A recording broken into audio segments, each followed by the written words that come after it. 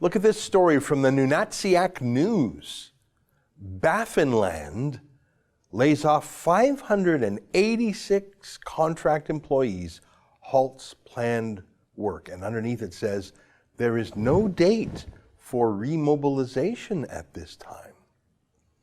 I checked, and this story isn't anywhere else in the media, at least at the moment when I wrote the script about an hour ago.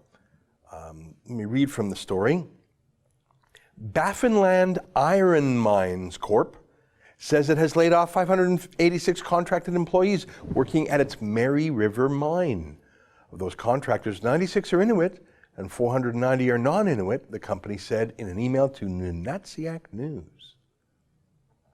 Maybe I missed it, but I haven't seen a comment even from Nunavut's newly elected MP, this young lady, Mumilaaq, Qaqqaq, if I'm saying her name right, I hope I am. If she speaks up, I will let you know, but so far, silence. Now, she's obviously an Inuk woman herself. She's just 25, but that's old enough to know how devastating these layoffs will be for her community. Here's Nunavut's official labor force statistics from their provincial or their territorial website. Very up to date, as you can see. The labor force is just 20,000 people in the whole territory. That's how small Nunavut is. Smaller than the university I went to. Can you imagine? People-wise, obviously it's geographically huge. So you got 20,000 people working in the entire economy. And nearly 600 were just laid off. In one fell swoop. That just jumped the unemployment rate by 3%, like just in one move. In one day at one company, because it's such a huge and important company. Baffinland. They have a huge iron mine. This is a video produced by Baffinland about their operations up in Nunavut, and I'm going to let this play for as much as I can because it's so informative, it's so interesting, it's so well done. I learned so much from it. I think it's the most amazing thing I've seen recently since the oil sands, except for everything up there seems harder to do, harder to build, harder to get there. Because it's so far north, at least in the oil sands. You can bring in a lot of things by truck on the highway up from Edmonton. I know a lot of the oil sands are out in the bush, in the swampy land. Still, this is a whole new thing. It's almost like they're in Mars. They're so far north, everything has to be brought in. Their iron mine, as you can guess, it's called Baffinland. It's on Baffin Island. Most things are flown in. Look at this state-of-the-art emergency room. They built that. Look at that equipment. They brought that in.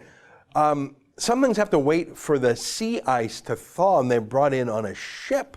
Look at that. That's how they do it. They blast the iron. It's just unbelievable. Look at all that heavy equipment up there. I'm in love. What can I say? It's just absolutely amazing. Men and machines and ingenuity, and they say it's got the finest iron in the world in terms of purity. So that heavy stuff, they got to wait till the thaw, and then they ship them in during the summer season. And look what they built up there. In addition to mining the world's purest iron, they built everything from scratch. They built the roads. They built the heavy-duty ports. They built that little mini hospital, everything. This company's building Nunavut. I admit, I just very recently tuned into this place. I didn't know about it before. I'm just learning. But let me read how important the company is and their plans are. Now, this is an article from a few years back in the Globe and Mail. So it's not up to date. Baffinland has grown. Maybe they've done this and more. Here's from the Globe a few years ago, so it's a little dated. They say, the impact on Nunavut will be profound. The mine is expected to triple the territory's annual gross domestic product growth rate and provide nearly $5 billion in tax revenue and royalties to the territory over the life of the project. It will create more than 5,000 direct jobs, many more indirect positions, and offer training opportunities in an area of the country where 4 out of every 6 people live in social housing, and life expectancy is 10 years lower than the rest of Canada. That's amazing. Will you agree with me that this mine is the best thing ever to have happened to Nunavut. Now, I really don't have a connection to the Arctic.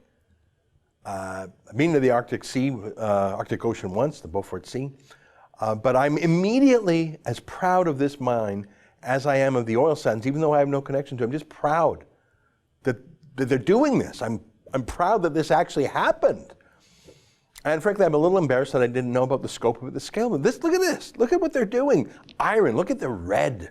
Look at that red iron. That's what it looks like in the spring and summer. Doesn't that look nice? I can tell you that 2 feet underground, it's still frozen thick. That's what permafrost means. It looks gorgeous on the surface, but that thing is it's still so cold up there. You dig a couple feet and it's just frozen. Look at that.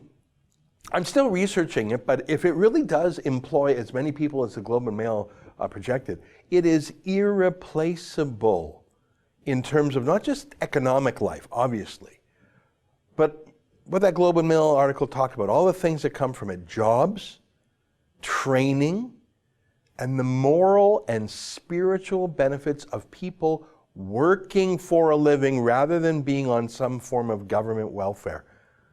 The skills training, the infrastructure. I watched some Baffinland videos today, and even these roads. You see this road? That's a road that Baffinland built. They're building the roads in Nunavut. Their own money. They're very proud of their roads. Of course, it's hard to get roads that far north, keep them clear. They're building Nunavut. Yeah, they're mining iron, but as a byproduct, they're producing a new territory, aren't they? And now, 600 people have just been laid off. Why? And other than in the Nunatsiaq News, why haven't we heard about this? That's an excerpt from the Ezra Levant Show, which is a show I do every day. I do a monologue, interview an interesting guest, and then I read my hate mail. But you've got to subscribe to it, which you can do at premium.rebelnews.com.